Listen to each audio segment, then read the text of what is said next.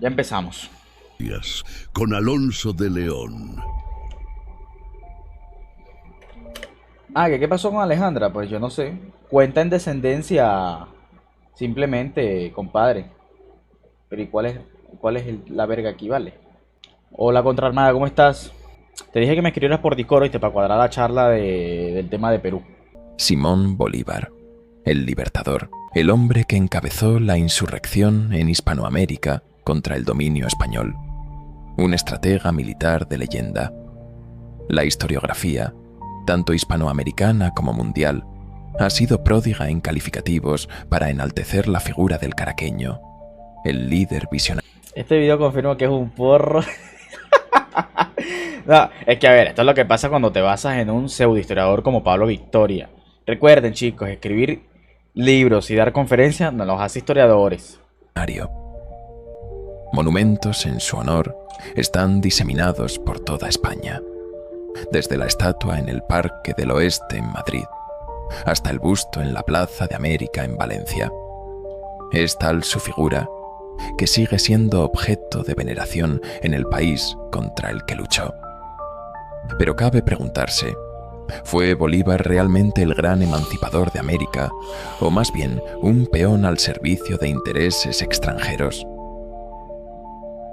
Tras la caída del último bastión español en el continente, el ministro británico George Canning, en 1824, pronunció unas palabras que revelan el trasfondo geopolítico de la independencia. La cosa está hecha, el clavo está puesto, la América española ya está libre, y si nosotros no desgobernamos tristemente nuestros negocios, será inglesa. Canning no exageraba. La independencia de Hispanoamérica trajo consigo la fragmentación de vastos territorios, la aparición de repúblicas débiles que rápidamente cayeron bajo el dominio económico y político del Imperio Británico. ¿Y quién fue una de las piezas clave en este intrincado tablero? Simón José Antonio de la Santísima Trinidad, Bolívar Ponte y Palacios Blanco, mejor conocido por la historia como Simón Bolívar. Disculpen, es que estoy haciendo un pago. Por eso tengo la cabeza agachada, no por más nada. Simón Bolívar, nacido el 24 de julio de 1783 en Caracas, provenía de una adinerada familia de la oligarquía criolla venezolana. A los 15 años, fue enviado a España para continuar su educación, y a los 19 se casó con María Teresa Rodríguez del Toro y Alaiza, una española de origen canario. No obstante, la trágica muerte de su esposa, poco después de regresar a Venezuela, marcó un punto de inflexión en su vida. Tras esa pérdida, Bolívar se dirigió a Francia, donde quedó fascinado por la figura de Napoleón Bonaparte, un tirano a quien llegó a admirar. ¿Por qué los españoles llaman tirano a Napoleón? Tanto que asistió a su coronación como emperador. En 1805, durante una visita a Roma, realizó el célebre juramento en el Monte Sacro de no descansar hasta liberar a su patria de la opresión española.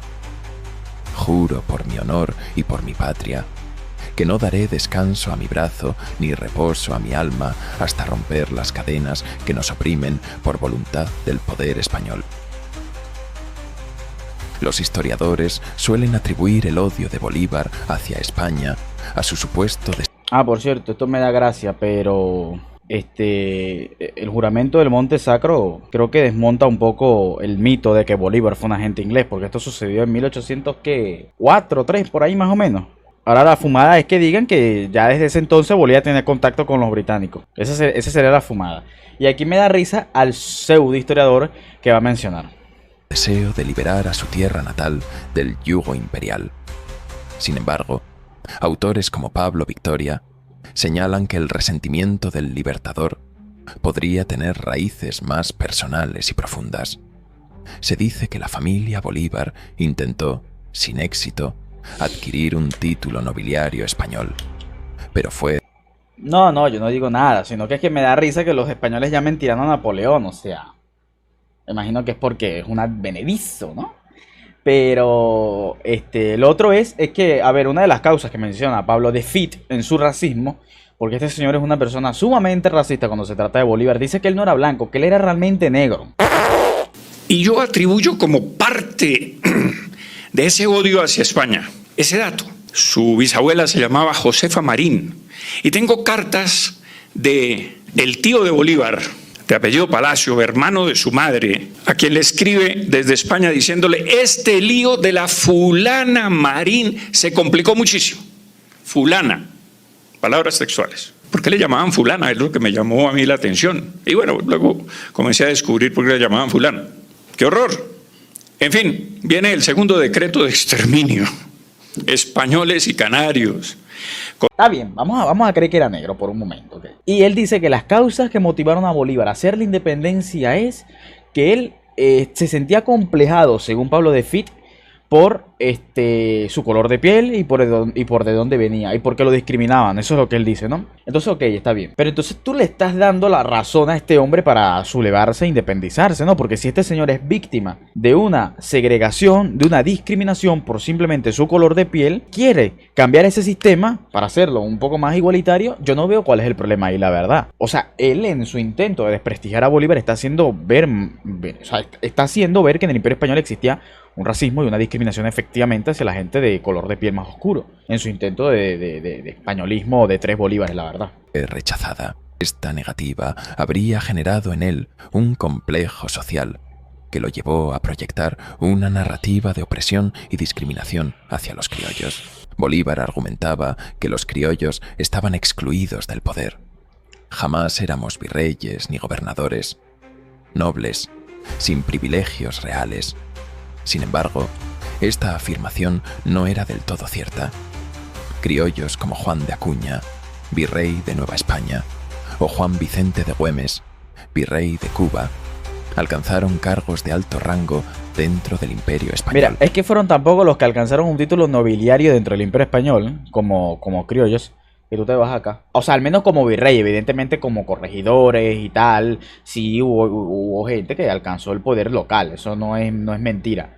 Pero es como dice Bolívar, es como menciona él en la Carta de Jamaica, eso lo saca de la Carta de Jamaica, que dice como diplomáticos, como virreyes, no teníamos ese acceso. Y en parte tiene razón. A ver, en 300 años, que solo hayan existido 6 virreyes, de los cuales la mayoría, por cierto, solamente nació en América, pero luego pasó toda su vida viviendo en España y luego se regresó aquí, gobernó y después fue a morir de nuevo en España. Analicen el caso de esos 6 criollos, por cierto. Analícenlo. La mayoría vivió en España toda su vida. Y visitó América fue cuando los mandaron aquí como virreyes. Lo que desmentía la idea de la discriminación. Los independentistas, incluyendo Bolívar, construyeron un mito de marginación que no reflejaba la realidad de su posición privilegiada. Era un poderoso que ansiaba más poder. Francisco de Miranda, Bernardo O'Higgins, José de San Martín, Servando Teresa de Mier, Simón Bolívar, Antonio José de Sucre, Hipólito Unanue, Faustino Sánchez Carrión, Juan Manuel Iturregui y otros líderes clave de la independencia hispanoamericana compartían algo más que su origen español-americano. Todos ellos pertenecían a la masonería. Estos hombres no solo conspiraban por la independencia, sino que lo hacían bajo una red secreta controlada por la Gran Logia Inglesa, la cual seguía fielmente los intereses del gobierno británico. Desde hacía siglos, Inglaterra había buscado debilitar el poder español en América, tras múltiples fracasos militares, como la humillante derrota. Esto es falso, ya hay que repetirlo una y mil veces. Los ingleses, así como tuvieron derrotas, también tuvieron victorias. Saqueo al Istmo en Panamá, creo que es en el año 40 o 39. Simbólico, por ejemplo, también. Ya luego en el 41 es cierto que tienen la defensa de Cartagena de India. Creo que en el 45, si no me equivoco, también la defensa de Puerto Cabello, de La Guaira. Pero también tenemos grandes campañas de los británicos en donde tienen victorias también. La, la propia, cuando quitaron Trinidad y Tobago en el 1797, o es que ahora esa isla de Trinidad y Tobago era irrelevante. Seguramente era irrelevante, ¿no? Trinidad y Tobago, ya dirán ellos los españolistas. Entonces, no cuentan todo el tiempo las victorias que tuvieron, pero omiten las derrotas. Que vaya usted, que la verdad quitarle Trinidad y Tobago a la España de la colonia me parece una locura, porque literalmente queda enfrente de Venezuela. Queda ahí mismito. ¿Y cómo no vas a recuperar ese peñón? Pero es que bueno, si ni siquiera fueron capaces de recuperar Gibraltar. En Cartagena de Indias en 1741. Esta vez, sin embargo, el plan británico sería más sofisticado. Las logias masónicas americanas se convertirían en su arma perfecta. A ver, De hecho, aquí me voy a tener que detener bastante y voy a tener que leer un poco, basándome en Lynch y en Mijares, ¿no? Con el tema de las sociedades secretas, con las logias masónicas y tal. Numerosas sociedades secretas se encargaban también de difundir por toda la América y hasta en la propia España aquellas ideas liberales, más que nunca perseguidas entonces, aún, vean esto, aún en la propia Inglaterra a causa de la reacción contra la Revolución Francesa. Es muy difícil determinar imparcialmente la influencia de aquellas sociedades y si eran verdaderamente masónicas o al estilo masónico, como dicen algunos historiadores. Casi todos los comentarios exageran o desdeñan, ejemplo claro este video, su acción, según sus propios prejuicios. Se sabe con certeza que Miranda fundó en Londres, llamada Gran Reunión Americana, que sus adeptos se titulaban Caballeros Racionales y que algunas filiales con el nombre de Lautaro, el caudillo araucano, se establecieron en América.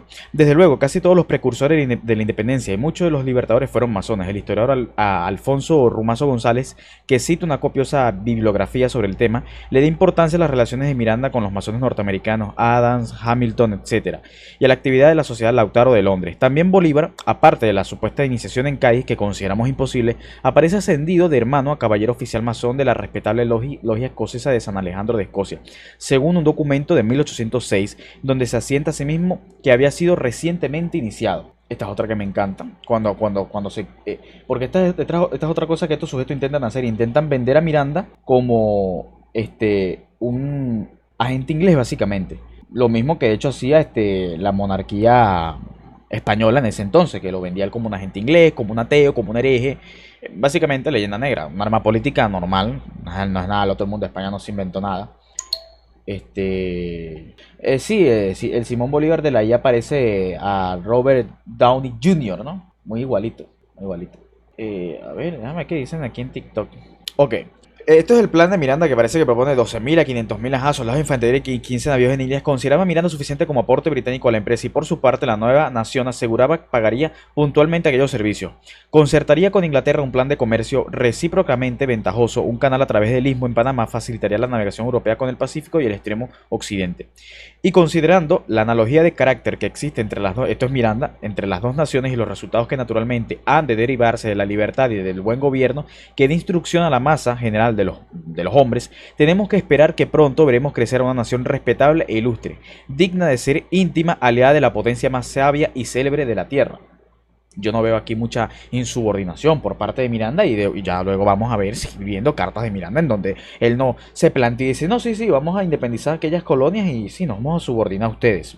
Aquí dice Mijares, sí, muy hermoso, solo que Inglaterra no aspiraba a ver surgir naciones respetables e ilustres en ningún continente. Ni a Pitt, este será el ministro de ese entonces, le interesaba libertad de instrucción para la masa general de los hombres. Había demasiada igualdad en aquel plan y los ingleses estaban acostumbrados a obtener en sus aventuras con menos riesgos mayores provechos.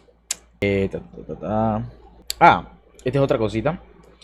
Si añadimos a esto que desde entonces Inglaterra comenzó una política de estimular o refrenar a Miranda, ya me dirán ustedes si aquí de verdad existe si este sujeto era un espía de Inglaterra, ¿por qué entonces Inglaterra hace esto? No entiendo. No, en este tiempo, no, esto es ya en 1790, esto es antes de Napoleón básicamente, este plan de Miranda, esto es antes de Napoleón.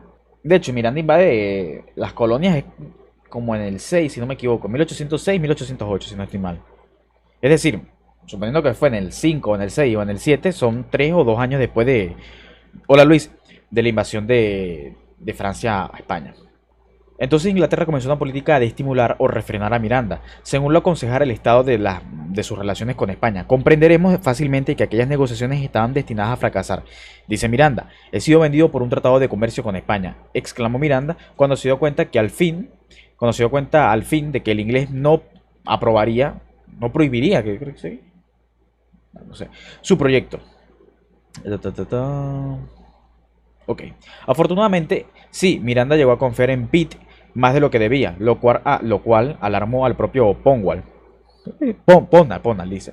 Y en ocasiones parece avergonzado por su compatriota. La doble y el oportunismo con que se le trató lo hizo reaccionar violentamente. Y esto salvó su dignidad y la rectitud de sus intenciones. En relación con España declaró categóricamente, y espero que, con mis deseos son puramente patrióticos y mis miras ofrecer mis servicios a mi país y promover los intereses y ventajas de la Gran Bretaña, en cuanto sea compatible, no me exigirían servicios contra España por ninguna otra causa. Este es un punto de delicadeza para mí. No obstante, la autorización del derecho de la guerra y el ejemplo de hombres grandes y virtuosos en los tiempos antiguos y modernos. Así que, bueno, no sé, me parece que esta gente inglesa estaba medio raro, la verdad. En esto jamás se dio en sus negociaciones con los políticos ingleses y en su correspondencia con, no sé cómo chucha se pronuncia esto, pero solamente le voy a decir Castell, rectificó igualmente que se negaba a servir contra España con cualquier otro propósito que no fuese la emancipación sudamericana. Más adelante veremos otras manifestaciones de esa susceptibilidad nacionalista de Miranda. Volvemos ahora a 1792. Por desgracia, nuestro héroe tenía que tratar también con el gobierno inglés su situación económica. Pero en este caso, como en otros muchos otros, el portentoso archivo que nos dejó, encontramos un documento que corta cualquier equívoco en una carta en la que el noble Pownall le dice: estoy en situaciones similares a aquella en la que se encuentra usted, mismo en el momento presente, Bueno, esto creo que no nos interesa mucho. Okay. Exasperaba también a Miranda que los papeles que le había confiado a Pitt, y lo cual fue motivo de la alarma de Pownall que hemos mencionado, no se lo devolvían. Varias evasivas primero y después la excusa desvergonzada de que algunos de ellos se habían extraviado. Pusieron fuera de sí al venezolano. Espero que todos ellos me sean devueltos, sin que se guarden copias, traducciones ni nada, le reiteró al ministro inglés. Esto es un plan para independizar a la América Española.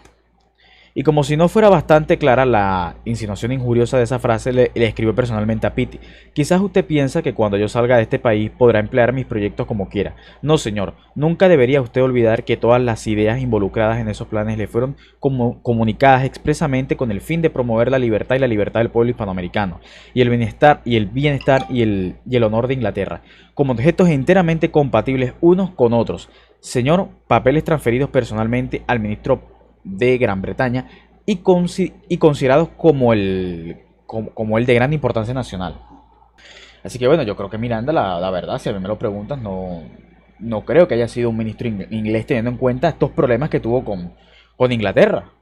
La verdadera razón de la negativa de Miranda debemos buscarla en aquella repugnancia suya a servir de instrumento contra España en favor de cualquier otra nación. Ya hemos visto con qué violencia se le manifestó siempre a los ingleses, y aunque en este caso de Francia podrían invocarse nuevos principios, la revolución universal de que se hablaba, el nombramiento al servicio de un gobierno extranjero, lo que debía alarmar a nuestro héroe, fue tan susceptible en este punto de la intervención extranjera que también insistió siempre en que las tropas auxiliares que pudieran ayudarle, que tendrían que considerarse subordinadas al gobierno que los criollos cedieran. Hombre, no sé, este agente inglés me parece que está bastante extraño, particular, ¿no? He respondido que ni por un minuto consentiría yo que una fuerza extranjera ejercitase ninguna autoridad ni tomase el tono de conquistador en el país, y que bajo el estandarte americano solamente serviría yo o convidaría a mis compatriotas a reunirse. Ese fragmento se refiere a los ingleses durante una negociación posterior, pero es evidente que a Francia hubiera tenido que hacerle la misma advertencia, lo cual habría sido imposible si comenzaba por comandar la empresa con uniforme y nombramiento francés.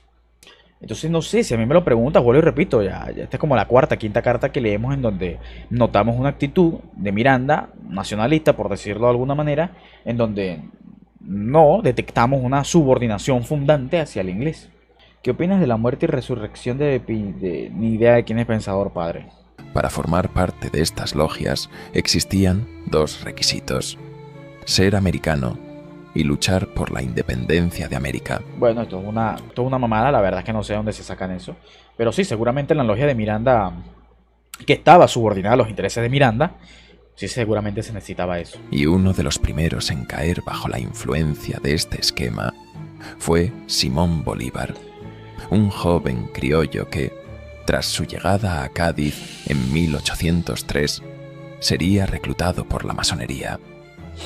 Es Saludos, aquí Coleman. donde Bolívar conoce a Francisco de Miranda, un veterano independentista que, bajo el amparo de las logias, ya había trazado un plan para acabar con el Imperio español. Miranda, quien también servía a intereses británicos, sería el guía de Bolívar, introduciéndolo en la maquinaria que Esto, la verdad, yo no sé dónde se lo saca honestamente, pero hasta donde yo he leído, la primera vez que Miranda y Bolívar se encuentran es en 1811 o 10, cuando él visita Londres. Ahí es que lo encuentra por primera vez. No sé de dónde este coño se saca la cuestión de que, primera vez que escucho eso, honestamente lo digo, de que Bolívar y Miranda se habían encontrado en Cádiz durante su segundo viaje a Europa. estaba a Hola, punto José. de ponerse en marcha. El detonante definitivo fue la invasión napoleónica a España en 1808. Ese año, el rey Borbón Fernando VII se convirtió en rey de España, pero posteriormente Él creo que está omitiendo que Fernando le hizo un golpe de estado a su padre, ¿no? Hijo de puta. Napoleón lo expulsó, provocando una crisis que repercutió en todo el Imperio español. El rey Fernando VII y su padre, Hola, desmontando hispanismo. Carlos IV, fueron hechos prisioneros en Francia, y el hermano de Napoleón, José Bonaparte, fue declarado rey de España, ocupando la corona española durante 5 El monarca español más democrático en toda la historia de España, sin duda alguna. años. José Bonaparte fundó la Gran Logia Nacional de España y fue gran maestro masón del Gran Oriente de Francia y del Gran Oriente de Italia. Mientras las tropas francesas ocupaban la península, los masones americanos vieron Y Fernando felicitaba a los franceses por matar españoles. Eso también lo estaba omitiendo. la oportunidad Y Carlos también decía que Napoleón era el único que podía salvar al pueblo español. perfecta para actuar. El 19 de abril de 1810, en Caracas, el Cabildo decidió formar la Junta Conservadora de los Derechos de Fernando VII, con la idea de defender al rey cautivo por Napoleón. A ver, aquí me voy a tener que explayar también un momentico. Bueno, lo voy a leer todo, la verdad, ya que tanto. Naturalmente, al sabor de solera que tiene esta escena se unen otros se unen otros muy de acuerdo con los nuevos tiempos. En Paraná, este era el capitán general de este entonces. Muy de mañana había sido asistido a una reunión. No. Ok, esta era la que estaba buscando. En definitiva, el gobierno general de la provincia quedó depositado en el ayuntamiento, que, aumentado con los mencionados representantes y otros que se le añadieron después, tomó el nombre de Junta Suprema Conservadora de los Derechos de Fernando VII. Pese a esta mención del rey que había abdicado, no podía haber dudas de que el 19 de abril era el principio de la revolución. En la propia acta de lo ocurrido se asentaba que por la situación de la metrópoli y de acuerdo con el derecho natural, se había decidido erigir en el seno mismo de estos países un sistema de gobierno que supla las enunciadas faltas ejercidas las enunciadas faltas, ejerciendo los derechos de soberanía que por el mismo hecho ha recaído en el pueblo. En un manifiesto fechado al día siguiente, se prometió a los habitantes de Venezuela que se les llamaría a tomar parte en el ejercicio de la suprema autoridad. Entre las secretarías de Estado que se crearon, una debió ocuparse de las relaciones exteriores a cargo del doctor Juan Germán Rocio, y lo que era ya definitivo, menos de 2 meses después, el 10 de junio, la Junta Suprema llamó a todos los pueblos de la provincia a elecciones. Por aquí creo que menciona algo de los radicales que había, si no me equivoco. No, bueno. Sin embargo, la masonería, bien posicionada en la élite americana, rápidamente transformó el propósito de la Junta. El 5 de julio de 1811, en lugar de acudir en la defensa de su patria, ocupada y saqueada por las tropas francesas, se firmaba el Acta de Independencia y se creaba la Primera República de Venezuela. Simón Bolívar, parte fundamental de este proyecto, fue enviado en misión diplomática al Reino Unido para asegurar la ayuda prometida. Pero había un problema.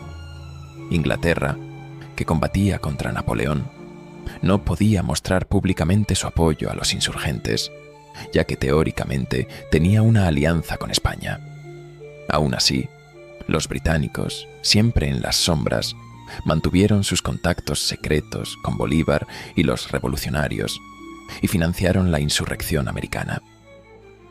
A pesar de sus intentos por consolidar... O sea, es que de verdad, lo único que los británicos garantizaron en este entonces fue la protección de un bloqueo marítimo, una cosa así, pero Omar,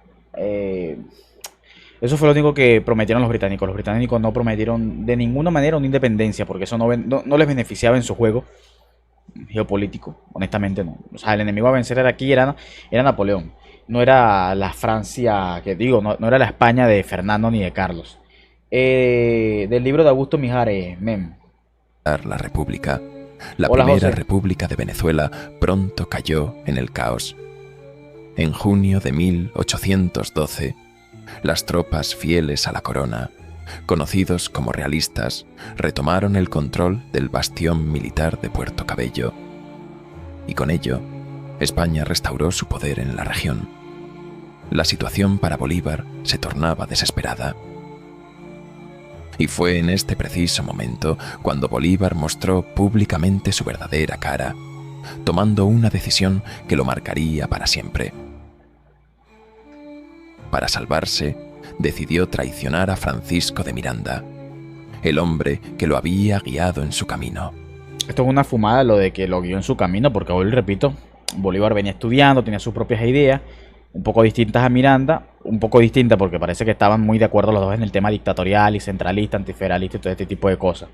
En la madrugada, Bolívar, junto con otros conspiradores, irrumpió en la habitación de Miranda, que estaba profundamente dormido. Le quitaron sus armas, lo despertaron bruscamente y lo engrilletaron. Fue entregado a las fuerzas realistas como prenda de paz, y Miranda fue enviado encadenado a Cádiz, donde moriría en prisión años después. A cambio, el comandante realista Monteverde le permitió a Bolívar escapar del caos que él mismo había ayudado a crear.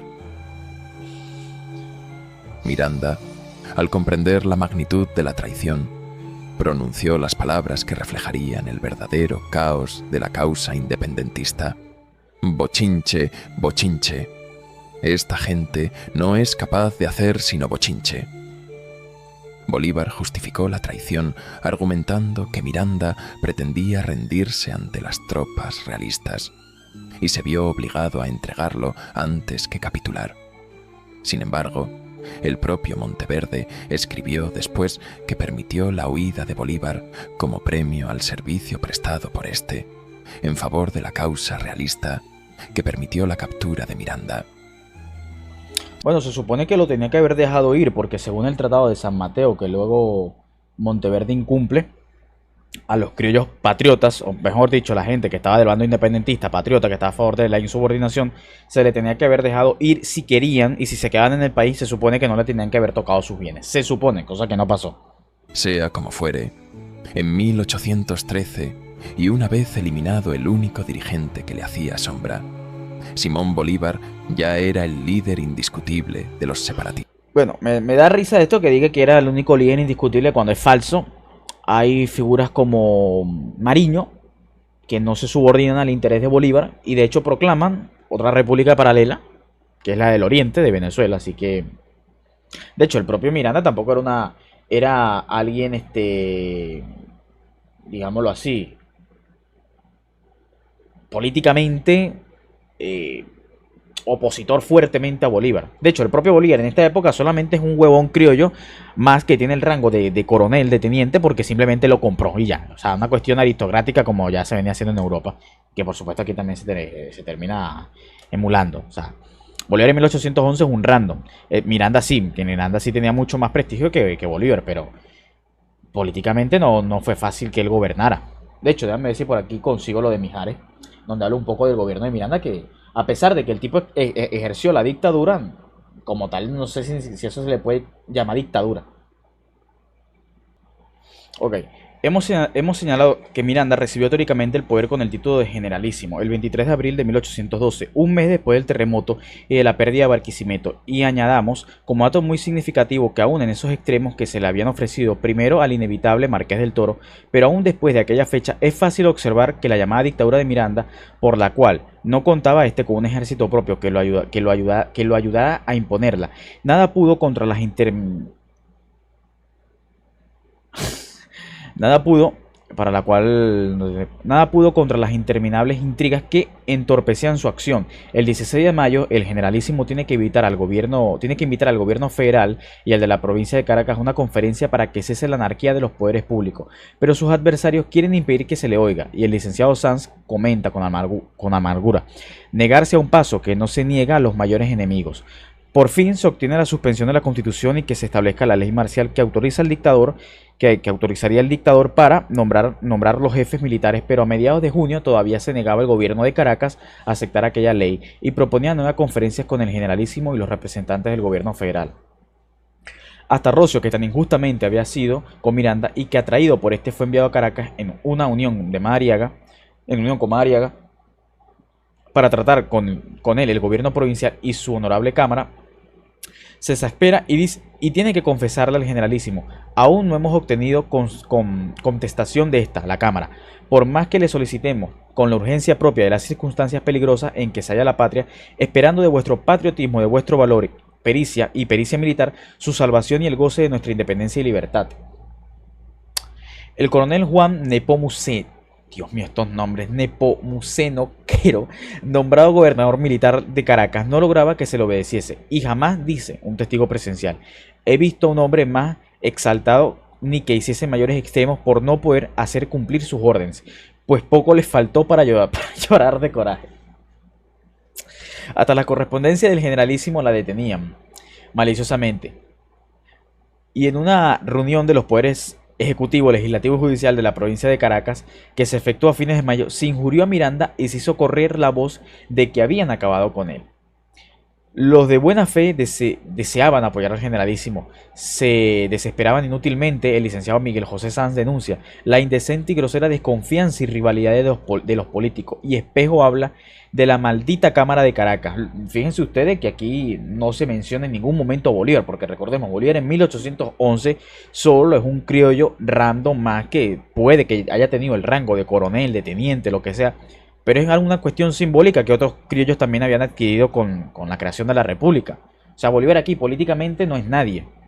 Viene a ser alguien es en la campaña admirable, pero eso sí, solo en el occidente del país, porque vuelvo y repito, en el oriente del país estaba Mariño, que crea literalmente una república paralela. Luis del Pech, a pesar de ser cuñado de los Montillas y estos enemigos de Miranda, se ocupa ardorosamente en ayudarlo, pero todos, mi general, excepción hecha de un pequeño número, parecen conjurados para destruir la patria que usted quiere salvar. No por eso desmayó Miranda enérgicamente. Trató de remediar la situación económica que con el terremoto había sido la causa del derrumbe espiritual del país. Comienza a disciplinar el ejército, bien utilizado. Bueno, aquí habla de otra cosa. Y fíjense esto es muy importante. Estimulando a los inexpertos criollos que comenzaban a destacarse: Rivas, Bolívar, Ayala, Sublet, Carabaño, Paz del Castillo. Sí, era una élite económica, man, pero políticamente Bolívar al menos no estaba fuertemente involucrado. Después de 800 años, para 1811, en nuestra América de la conquista, ya habían pasado 18 generaciones, por lo que ya sentían una unidad americana diferente a la española. Es por ello que nuestra América es correcto, camarada. Mientras España era invadida y saqueada por las tropas de Napoleón, América se fragmentaba, y la pérfida Albión consolidaba su control económico sobre los nuevos estados, asegurándose de que los procesos independentistas no significaran otra cosa que la sumisión a los intereses británicos. Y así, mientras Bolívar y sus compañeros proclamaban libertad, Inglaterra celebraba su victoria, habiendo ganado sin disparar un solo tiro el dominio sobre un continente fragmentado y vulnerable. Tras recibir refuerzos desde Cartagena de Indias, y haberse despojado por completo de la máscara que ocultaba su verdadera naturaleza. Esto parece un documental de ID Investigation Discovery, te lo juro. Emprendió la conocida como Campaña Admirable y el 6 de agosto de 1813 hizo su entrada en Caracas, donde fue proclamado dictador y libertador de las provincias. Por cierto, él aquí no menciona que Monteverde había sido expulsado por la propia gente, los pardos, los zambos que lo habían apoyado, y que Monteverde también proclamó una dictadura en un contexto político bastante fuerte. Eso él no lo menciona aquí. No sé por qué, por cierto, no menciona eso. Bastante extraño, si a mí me lo preguntas. Occidentales de Venezuela. Sin embargo, antes de alcanzar la capital, en Trujillo, Bolívar emitió uno de los decretos más crueles de la historia de América. Buena, Federico. La guerra a muerte contra los españoles. Su decreto decía así: españoles y canarios, contad con la muerte, aun siendo indiferentes, si no obráis activamente en obsequio de la libertad de la América. Americanos, contad con la vida, aun cuando seáis culpables. Bolívar acababa de decretar el genocidio, la eliminación indiscriminada de los españoles residentes en América. Miren, el decreto de guerra a muerte, a pesar de todo, no se cumplió a rajatabla. Había ocasiones en donde sí es verdad que llegaban a matar bastante españoles, pero había ocasiones en que no. O sea, es como una variable. No quiero minimizar ni nada porque fue una guerra bastante cruel y todo eso, pero a veces no se cumplía. O sea, de hecho, por ejemplo, cuando matan a los 800 prisioneros en La Guaira, es porque literalmente no había más opciones. O sea, no había guarnición en La Guaira. Es por eso que los matan. No por el decreto de guerra a muerte como tal. Porque los prisioneros se intercambiaban. De hecho, cuando Bolívar manda a matar a prisioneros, creo que también en Puerto Cabello, es porque Monteverde, como no quería cambiarlos a los patriotas y los mata, bueno, Bolívar dice: bueno, tú matas patriotas, yo también mato realistas. Entonces, es cruda, es una guerra jodida, o sea, desde luego. Pero esa presentación de Bolívar como una especie de psicópata que mataba españoles a diestra y siniestra, o sea, una exageración de estos locos. La historia de esta. Y a ver, yo no voy a venir aquí con la narrativa esta de que a veces dicen, no, que tú justificas, no, porque de hecho la guerra desde que se proclamó, mejor dicho, la independencia, el bando patriota hizo fusilamientos y ejecuciones a gente que no la quería acatar, ¿no? Pero desde luego, con la capitulación de San Mateo, que Monteverde no termina respetando una cuestión que él mismo firmó, comienza otra etapa de la guerra, ¿no? Bastante heavy. Vamos a ver por aquí.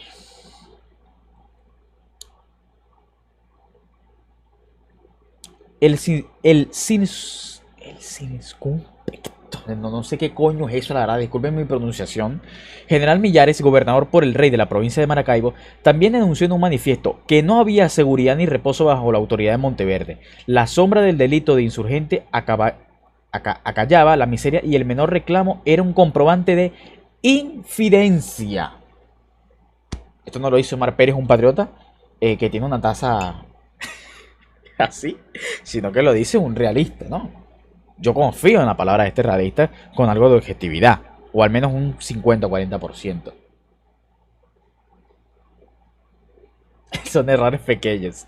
Cito casi exclusivamente fuentes realistas, porque de otra manera los que narran parecería increíble, y también porque es grato destacar que numerosos españoles desaprobaron con valerosa sinceridad aquella conducta inicua de Monteverde. Obsérvese además que todos coinciden en señalar que tales violencias fueron la causa de la guerra a muerte que después proclamaron los criollos. Hasta Antoñanzas, cuyas crueldades espantan, es un realista, pero que se creyó obligado a sincerarse cuando se vieron después las trágicas consecuencias de aquella situación, informó a la regencia. No habían pasado 24 días del sometimiento de Caracas cuando, al paso de proclamar seguridad, se llenaban de luto las principales familias, conduciendo las bóvedas padres, hijos y esposos. Cargados los grillos, los lamentos y el temor se reputaban maquinaciones ocultas. Esto fue durante el gobierno de Monteverde en Caracas. Por otra parte, el propio Monteverde no vaciló en declarar como pensaba. Desde que entré en esta capital, le informaba a su gobierno, y me fui imponiendo del carácter de sus habitantes, conocí que la indulgencia era un delito, y que la tolerancia y el disimulo hacia insolentes y audaces a los hombres criminales. Por lo cual, según su criterio, la Constitución proclamada en España no debía aplicarse en Venezuela, que debe de ser tratada por la ley de conquista. Es decir, que la ley está, la Constitución de Cádiz, con la que tanto los hispanófilos se masturban, en Venezuela no llegó a aplicarse.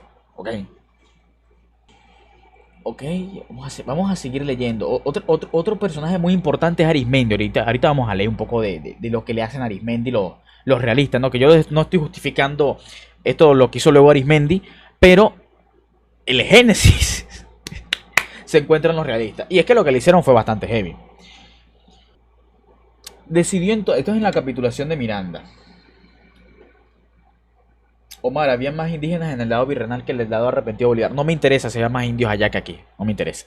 Decidió entonces aprovechar las fuerzas que le quedaban para entrar en negociaciones con Monteverde. Y sus representaciones acordaron con los del jefe realista un tratado según el cual las personas y propiedades de todos serían respetadas. Nadie podría ser reducido a prisión, ni juzgado, ni secuestrado. Sus bienes por las opiniones que hubiera seguido. Se daría pasaporte a los que quisiesen salir del país y lo pedirían en el término de 3 meses. Se pondrían en libertad a los prisioneros de una y otra parte. Tales fueron las bases de la capitulación firmada el 25 de julio en el cuartel general de San Mateo. La Real Audiencia, reinstalada en 1803, a pesar de la oposición que le había hecho Monteverde, consideró inobjetable aquel tratado. Así es, camarada Juan. Pero el jefe realista lo violó cínicamente. No solo encarceló a los patriotas, a quienes aquel convenio debió proteger, y los sometió a torturas y humillaciones, sino que a los propios pueblos indefensos los entregó a la rapacidad y atropello de sus subalternos. Ni los seres más desválidos, ancianos, mujeres y niños, quedaron a salvo de la insensata persecución, y la dignidad humana sufrió vejaciones que denunciaron con sorpresa y vergüenza hasta los propios españoles. Todo esto es antes de la guerra a muerte, por cierto. Ya después, cuando siga leyendo más, voy a sacar un video sobre el periodo de entreguerra a muerte. También un tal Pascual Martínez, que según Heredia no merecía ni aún ser comitre de una galera, pero que por ser canario... por cierto, este es otro tema, ¿no? Ya va, me quito los audífonos porque me duele la topia y no tengo necesidad de tenerlo. Rayos, se olvidó mencionar que las rebeliones que tuvieron los españoles fue principalmente con los indígenas, curiosamente. Que yo lo dije ayer con Paracata. La independencia se da es porque esa élite política económica que habían construido el colonialismo español durante 200 años de presencia aquí, se da es porque esa élite, o parte mejor dicho, esa élite, ya no quiere tener nada que ver con España políticamente hablando. Es por eso que se da, pero si hubiesen sido indios y negros los que se rebelan, muy probablemente la independencia no se hubiese dado, porque les falta el poder político, el poder militar, el poder económico, que es muchísimo, muy importante, y luego de eso el reconocimiento internacional, que vaya usted a saber si algún país se lo iba a dar a unos indios o negros revoltosos. Vaya usted a saber. También un tal Pascual Martínez, que según Heredia no merecía ni aún ser comitre de una galera, pero que por ser canario como Monteverde ganó rápidamente la confianza de este. Esto también lo puedo leer de Lynch. Pero ¿por qué la fijación de Bolívar hacia los canarios? Porque los canarios fueron la base de Monteverde aquí, y que Monteverde colocaba a canarios en puestos de poder, ¿no? Por eso la fijación de Bolívar en los canarios, que luego los trata como enemigos directos. En los pueblos del tránsito dicen que se complacían en maltratar a los naturales del país, insultándolos con el dictado de perros criollos. Por cierto, creo que naturales del país se refiere a indios, ¿no? Si no me equivoco. Pero esto y hechos tales como la muerte de un anciano que, acompañado de una nietecita, encontró cerca de la Victoria, no era sino para abrir la boca. Al comenzar la campaña, por tales méritos, Monteverde le nombró en el año 12 gobernador de Caracas. Sí, es correcto, Juan, es correcto. Ironías de la vida. Gobernador de Caracas, donde tomó a placer ultrajar a sus antiguos amigos y azotar indignamente a personas oscuras y desválidas. Cuando dice personas oscuras se refiere a personas negras. Él hizo exponer a la vergüenza pública en la plaza de los capuchinos pendientes ambos pies de innoble cepo, al pundonoroso Lunzón, oficial de Pardo, por atribuirse no sé qué esto al pasar por la casa de Monteverde. Ay, ya, discúlpame, es que me tengo que reír porque esta a mí me parece surrealista. Eh, fue él quien ordenó a un moreno que atravesaba la calle prendiese al doctor Juan Germán Rocio y lo expusiese en el mismo cepo al lado de Luzón, y otros a los rayos ardientes del mediodía. Nombrado después gobernador de la isla de Margarita, él mismo informaba a España no haber sido otro su anhelo que el de aniquilar a cuanto conspirasen contra la corona. ¿Esto no es una política genocida también? Le pregunto ya al canal este de mierda que se llama, ¿cómo? Grandes gestas. ¿Esto no es una política genocida también? Yo no le voy a llamar a esto política genocida porque no creo que se le califique todo el tiempo. Pero si es una política de exterminio. Así como el decreto de guerra-muerte también tiene una política de exterminio, ¿no? Lástima que no puedo mostrar esa foto porque tendría que descargar. Bueno, la podré mostrar más adelante, Tarco, la podré mostrar más adelante. No haber sido otro su anhelo que el de aniquilar a cuantos conspirasen contra la corona. Yo espero que este señor Grandegesta responda este video, la verdad, tenga las bolas de responderlo. Porque yo, si lo de Bolívar es una guerra de exterminio, pues yo creo que es una respuesta a la guerra de exterminio que ya planteaban los realistas ya años atrás, 2 o 1 año atrás, antes de la guerra a muerte. Y de cómo realizó este propósito, puede dar idea lo que se le ocurrió contra Arismendi y otros margariteños pacíficos. Antes, ni en todo el tiempo de la revolución de 1810, relata de ellos el realista Urquinaona. Cierto, fíjense, aquí Mijares utiliza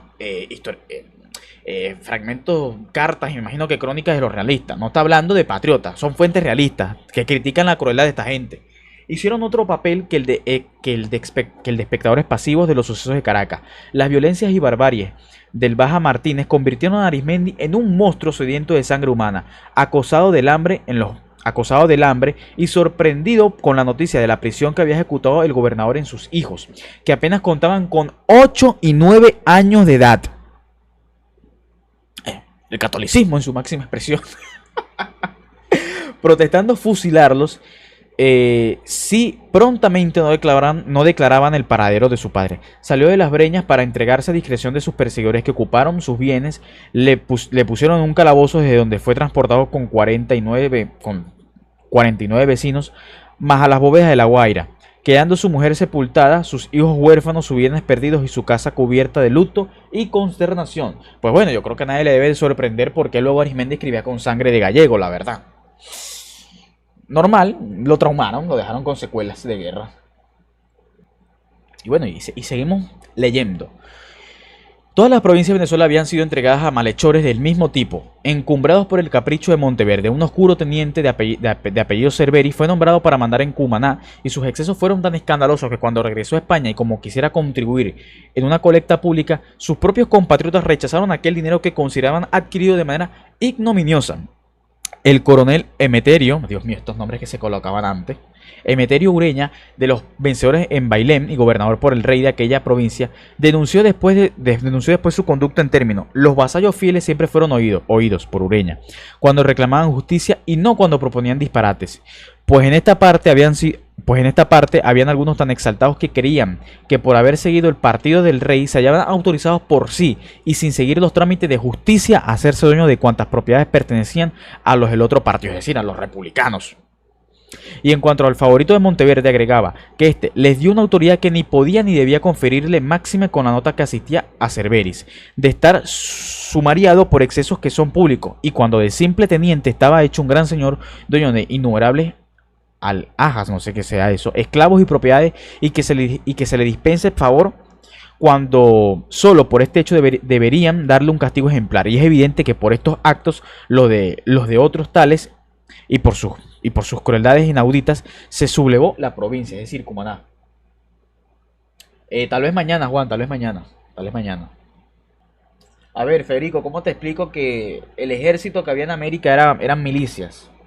Eran milicias, ya eso bastaba para sofocar cualquier intento de rebelión. Ok, y vamos a leer un poco sobre Monteverde, que el señor aquí omite de manera descarada, por cierto. El régimen se ganó la antipatía de la burocracia española legítima y por su codicia y su crueldad. Esto es hablando de Lynch, ya no de Mijares. causó la indignación de los realistas moderados. Monteverde había usurpado la autoridad de sus superiores españoles en 1812 y por tanto necesitaba una base de poder que pudiera usar contra el bando de la oficialidad española, así como contra los republicanos criollos. La halló en uno de los grupos de las clases bajas de la sociedad colonial, no los pardos o los negros, sino los blancos pobres, la mayoría de los cuales eran canarios, que son reputados comúnmente en Venezuela, según comentó el juez de la audiencia José Francisco Heredia, como el sinónimo de la ignorancia, barbarie y rusticidad. La causa realista tuvo menos éxito en su intento de atraer a pardos y esclavos. ¿Acaso los amos españoles implicaban alguna mejoría respecto a la república aristocrática? En las plantaciones, los esclavos volvieron a sublevarse, y en Curiepe se armaron con machetes y cuchillos y marcharon sobre La Guaira. Los pardos de la costa todavía seguían alborotados y en noviembre de 1812 conspiraron para derrocar a la dictadura. Bandas de peones y llaneros insurgentes continuaron llevando a cabo acciones guerrilleras contra los terratenientes blancos. Estos grupos, dedicados a vivir del pillaje y a aterrorizar al campo, en parte bandidos, en parte rebeldes, no pertenecían a ninguno de los dos bandos. No obstante, su mera existencia sirvió a la causa de la independencia, pues proporcionaron una fuente de reclutas para las fuerzas republicanas cuando se renovó la lucha. Entre tanto, se encargaron de demostrar a los criollos que la restauración del poder de la corona no era garantía de orden social. Esto es lo que pasa cuando uno lee historiadores, ¿no? Porque tipo, los hispanófilos cogen a estos grupos de facciones que eran casi que independientes y dicen, no, lucharon contra los independentistas. Sí, sí, así como también lucharon con los realistas, porque no tenían partido, perseguían sus propios intereses. Solo por su origen, justificándolo bajo una falsa retórica de libertad. Solo quería aprovechar la debilidad de la corona para imponer su régimen de terror. Este decreto, que la historiografía vergonzosamente ha intentado ocultar tras el patriotismo, supuestamente justificado por la violencia atribuida a los españoles, fue en realidad un llamado explícito al exterminio de los españoles que vivían en América. Bolívar aplicó de manera sistemática ejecuciones públicas de españoles peninsulares y canarios, en cada lugar por donde pasaba, llevando a cabo una limpieza étnica que terminó con la vida de 1/3 de la población venezolana, compuesta mayoritariamente por inmigrantes que no representaban ninguna amenaza real para Bolívar. Bajo las órdenes del Libertador y sus lugartenientes, se ahorraban balas matando a los prisioneros con machetes y lanzas, dejando tras de sí un espectáculo dantesco. El horror. Por cierto, aquí él se contradice, ¿no? Porque él al principio dijo que los independentistas eran financiados por Londres con pólvora y tal. Yo sé cómo esta gente que era supuestamente financiada con pólvora, armas por Londres, tenía que matar a los españoles a machete. Se nota que el financiamiento no estaba llegando, ¿no? Dato curioso. La barbarie fueron presenciados en ciudades como Valencia, donde Bolívar supervisó personalmente la ejecución de 382 españoles.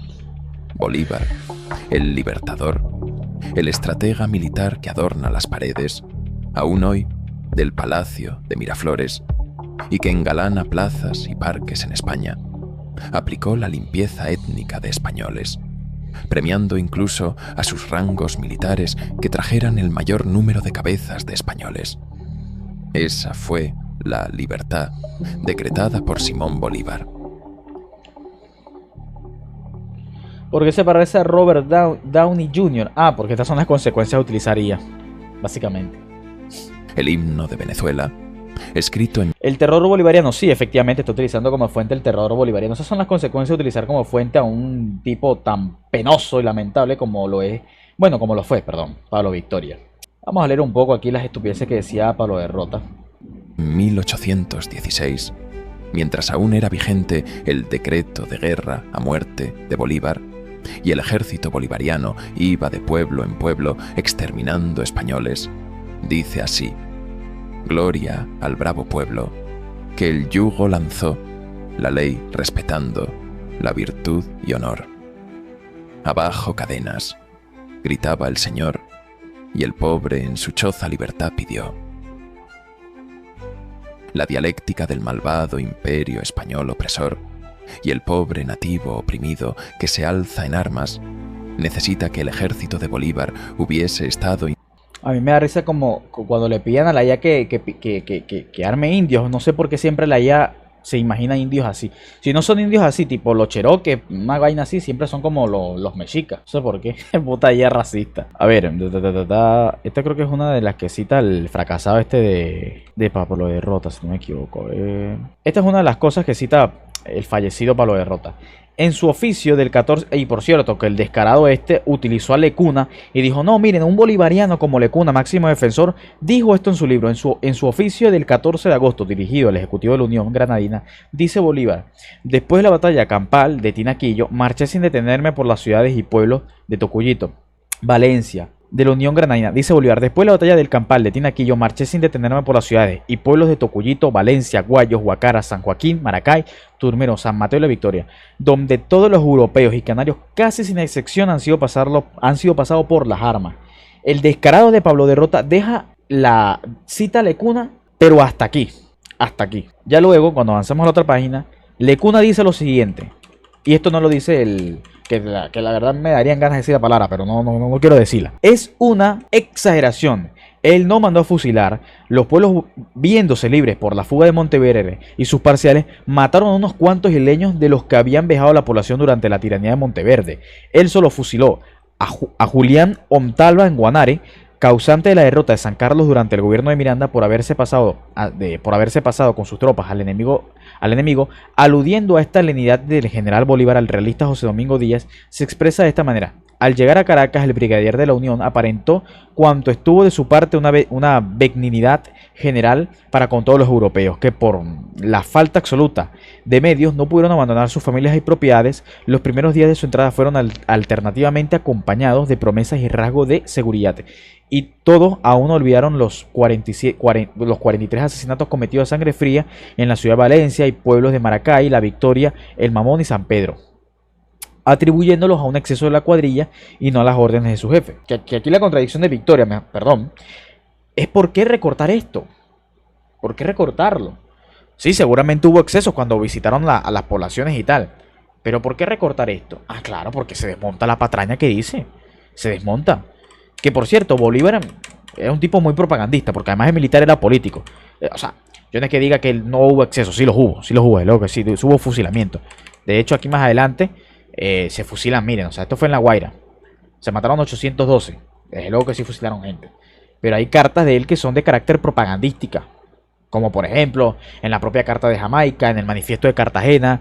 Él habla de una hermandad idílica básicamente que existía en la América hispana, y es una carta que va dirigida hacia la población de las colonias inglesas y de Inglaterra. Pero, vuelvo y repito, son cartas de carácter propagandístico.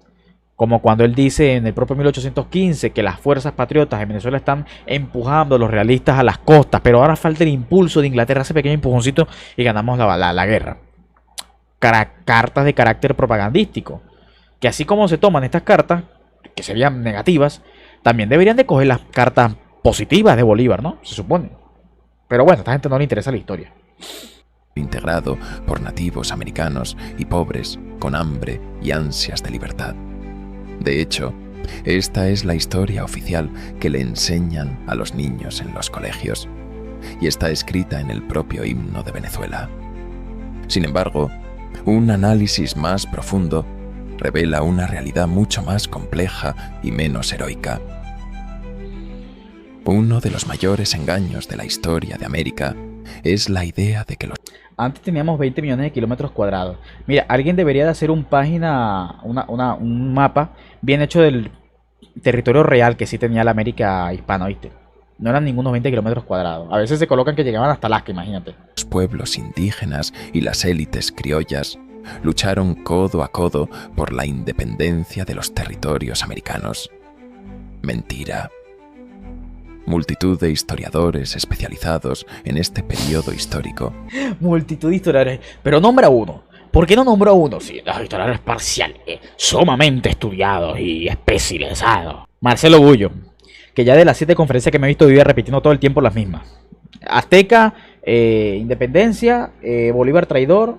Ay, por cierto, el hijo de puta ni siquiera menciona a San Martín. Curioso eso. ¿Qué más? Bolívar logró la independencia por los británicos. Los indios no querían la independencia. Y ahora vamos a la unión. Ese es el discurso de Gullo.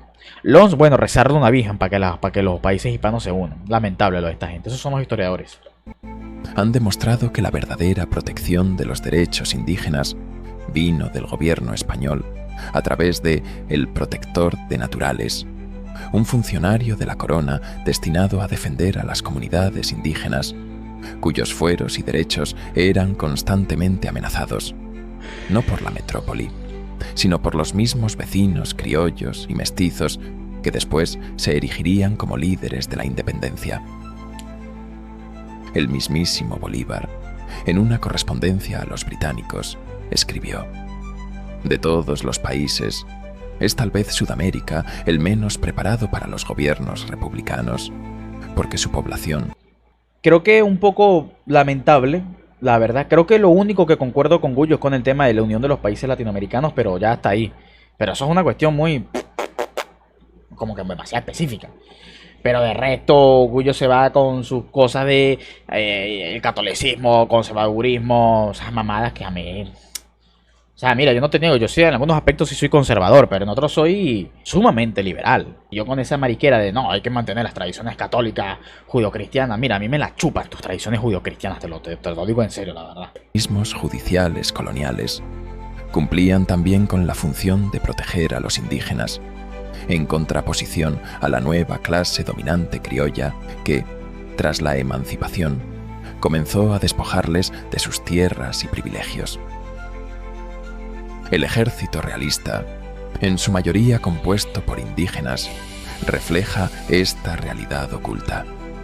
Los nativos, lejos de aliarse con los insurgentes, defendieron sus intereses al lado de las tropas realistas. Un ejemplo. Esto es un problema que tienen los españoles ignorantes, la verdad, españolistas, estos trasnochados. Es que viven repitiendo que no, que esa vaina solamente seguro en Perú, Bolivia y Ecuador. Pero de resto esa verga varía, la verdad. El ejército realista estaba conformado de acuerdo a la mayor parte de la raza, por así decirlo, que estaba en X territorio. Por ejemplo, en Venezuela el ejército realista no era indio, era canario, era pardo, era negro. Y sí, es verdad que había indios, pero muy pocas veces se les llega a mencionar, menos por aquí. Porque los indios en Venezuela llegaban a un 15 o 10% en ese entonces. Y la mayoría eran otras etnias, no eran los indios. Seguramente lo mismo pasaba en Colombia. Y de hecho, por ejemplo, a México no lo mencionan ni por el coño. ¿Por qué? Porque en México se subleva un ejército, entre comillas, porque no era ejército, eran súbditos normales que estaban rebelados en contra de la monarquía, que es de entre 80.000 a 100.000. Y la mayoría son indios. Son indios. En donde hasta yo sí tengo entendido que se cumple el tema de que la mayoría eran indios es en Perú nada más. Pero a Perú lo quieren coger y dicen, no, es que esto se cumplió de aquí hasta allá. No, huevón, no, mentira.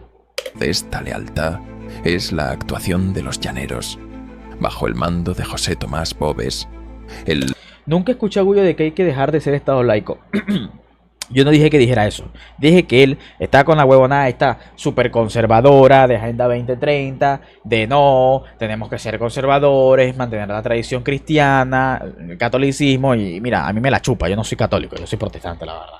León de los Llanos, quien luchó bajo el lema de guerra a los blancos explotadores del pardo y del indio, las tierras de los blancos para los pardos.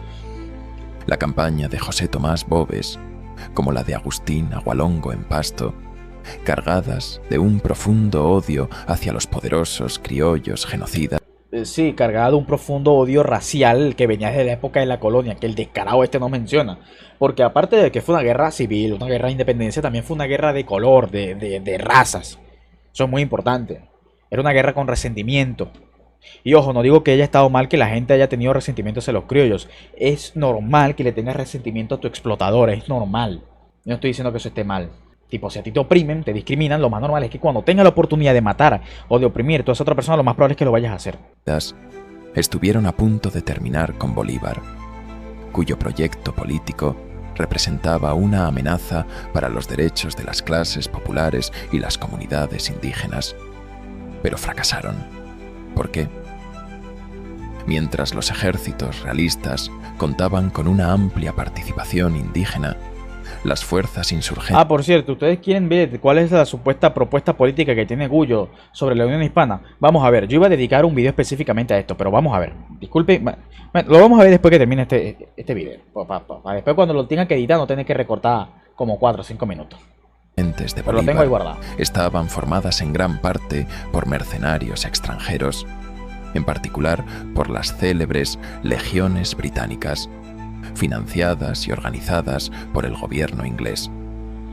Esto me da risa porque no eran financiadas de ninguna manera por el gobierno inglés, eran tropas mercenarias contratadas por la República y subordinadas a los intereses de Colombia, la República de Colombia, eso para empezar. Segundo, llegan en 1812, 1819. Ya para ese entonces el oriente del país, lo que vendría a ser Angostura, había caído en manos patriotas sin la necesidad de fuerzas británicas como supuestamente estos tipos mantienen.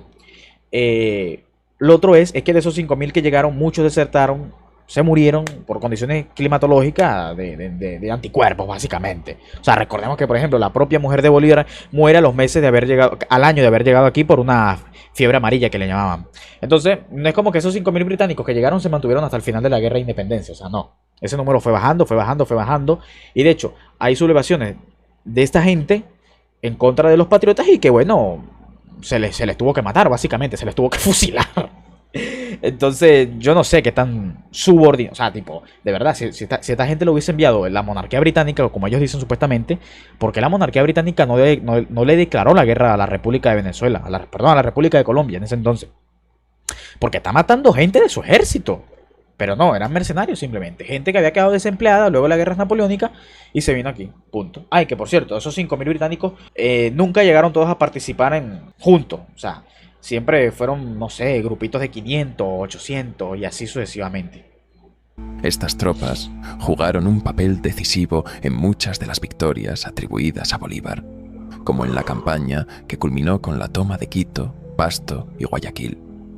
Pese a que el mando nominal recaía en Bolívar y Sucre, las verdaderas victorias fueron obra de oficiales británicos como el coronel. Esto es otra fumada que se manda. O sea, no, Bolívar fue un tipo muy malo. Políticamente terrible, militarmente terrible. O sea, no hizo nada, pero aún así logró la independencia. O sea, ¿qué vaina es esta, loco? Sanz, cuya experiencia y pericia militar resultaron determinantes. La mitología de una independencia lograda por la unión de criollos e indígenas. Sí, Lale, ese tema ya lo tocamos un poquitico antes, pero fue más que todo la dictadura de Monteverde y el gobierno de Monteverde y un poco antes de la guerra de independencia. No me quise explayar mucho en Bobes, la verdad, para no alargar tanto este tema. Es, por tanto, una Saludo, Carlos. distorsión de la realidad. Los indígenas no fueron los protagonistas de la emancipación, Hola, vos. sino más bien las víctimas de una guerra civil que empezaron los criollos, ansiosos de poder, que una vez alcanzaron el gobierno, subyugaron a las comunidades indígenas. Detrás de este mito, los mayores beneficiarios fueron las élites criollas y los intereses británicos, que vieron en el colapso del Imperio español una oportunidad para expandir su influencia en el continente. El mito de que la independencia hispanoamericana fue una gesta conjunta entre criollos e indígenas es una manipulación creada por la historiografía dominante para encubrir los excesos de las castas criollas y los intereses británicos. Lejos de ser una alianza emancipadora, esta versión oficial ocultó una devastadora guerra civil entre hermanos hispanos, en la que los criollos se alzaron con el poder mientras despojaban a los indígenas de sus derechos. Esta es la dolorosa realidad de las independencias. Creo que lo único que la leyenda rosa tiene la razón es que... Ah, y aquí me va a poner como ellos, por cierto. Las repúblicas trajeron un mundo mucho mejor que el virreinato. ¿Por qué? Porque, bueno, básicamente las castas inferiores ascendieron socialmente. Pero yo, como no soy tan deshonesto desde el punto de vista histórico, no me voy a atrever a decir eso. Pero, en resumen, creo que lo único con el que tiene razón la leyenda rosa es que ciertamente trajo un nuevo modelo de gobierno en el que sí se le despojaron a los indios de sus tierras comunales porque se instauró la república. Y bueno, trajo un nuevo sistema de gobierno, ciertamente. ¿Sí?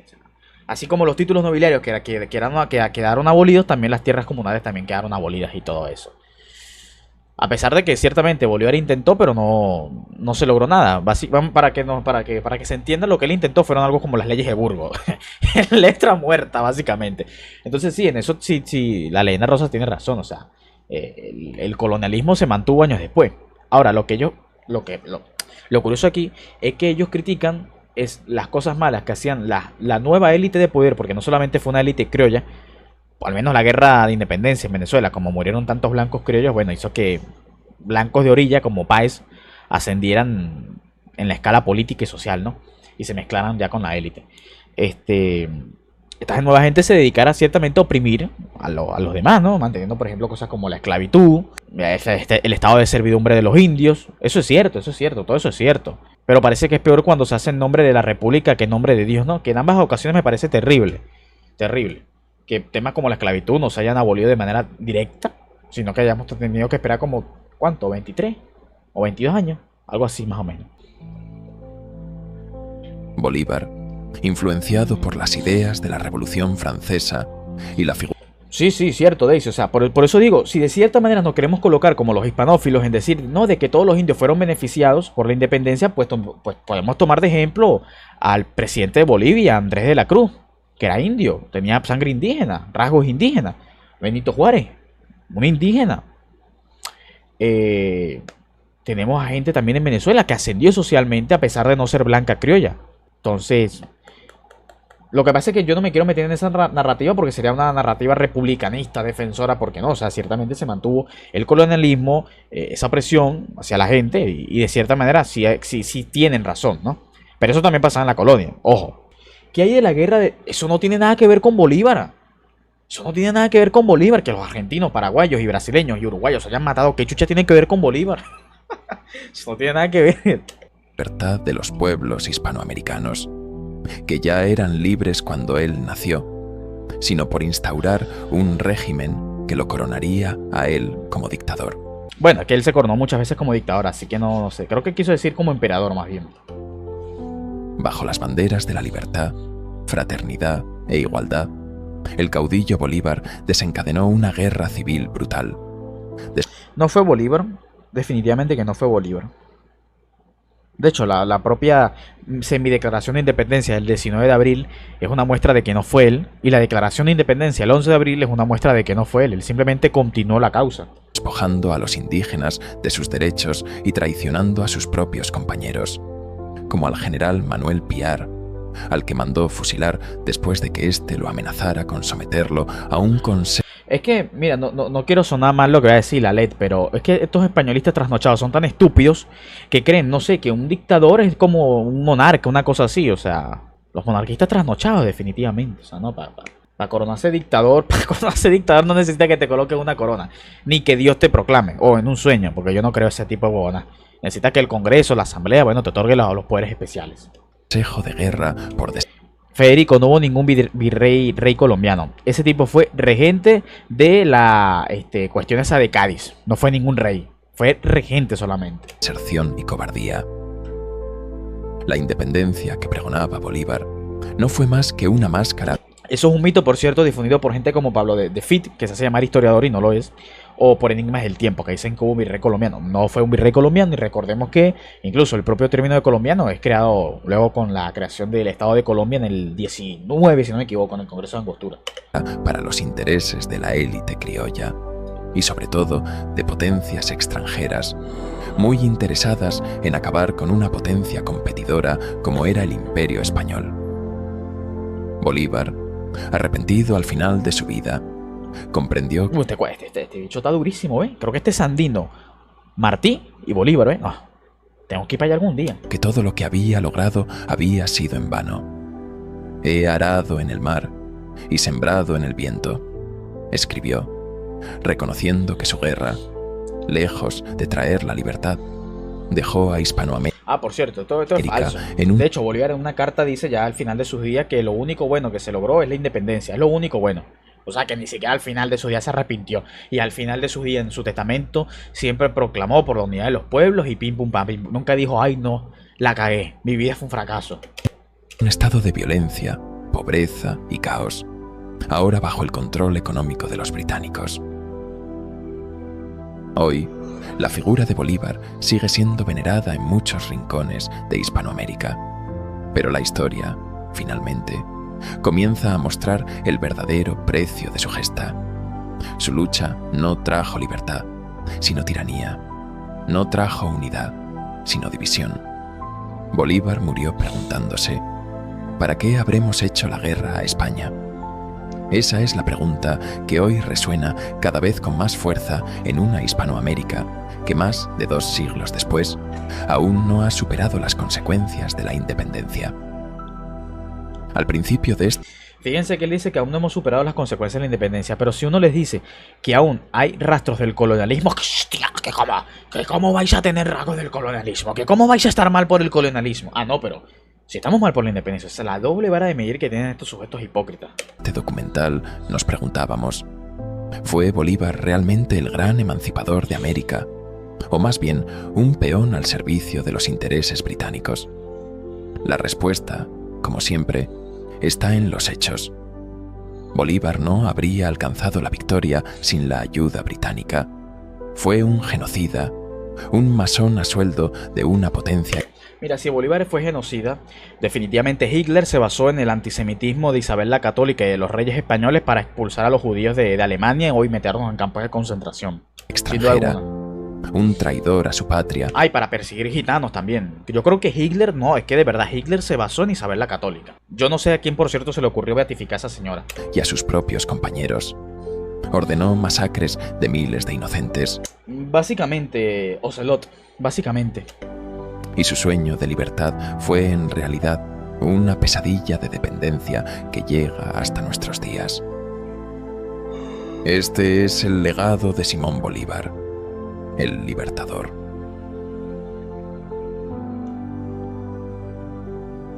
Si deseas profundizar en toda la información que hemos compartido, este documental está basado en el libro El terror bolivariano del historiador colombiano Pablo Victoria. ¿Pero cómo le vas a llamar historiador? ¿Cómo? Así como en Grandes traidores a España, de Jesús Ángel Rojo Pinilla. Vamos a buscar quién chucha es ese señor, porque yo ni idea, la verdad. Es que, mira, ninguno son historiadores, ¿ves? Es que ninguno son historiadores. Siempre son todos menos historiadores. Dios santo. Mira, es que mira esto. Es que mira los panfletos que crean para venderle el libro a los pobres españoles.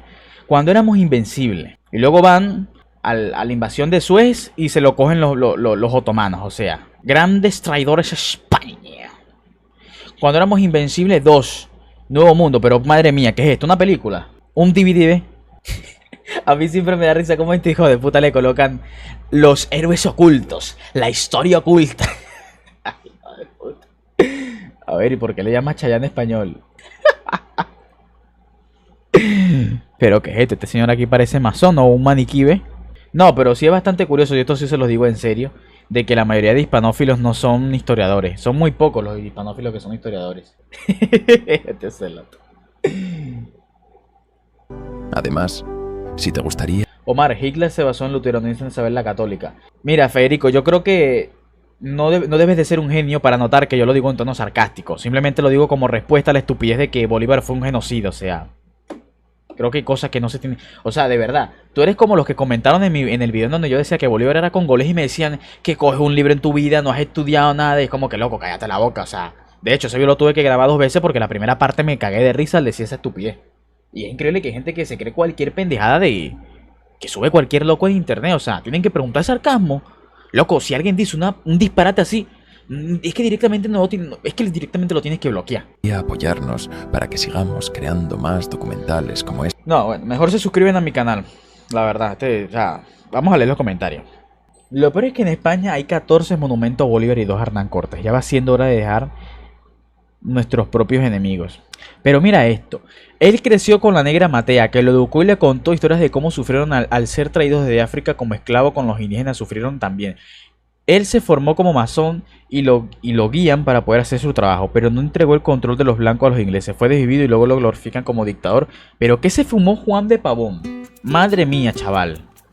Este señor consume droga, definitivamente. El camarada Omar, opositor, no pasará. no pasará. Estamos aquí en un centro comercial.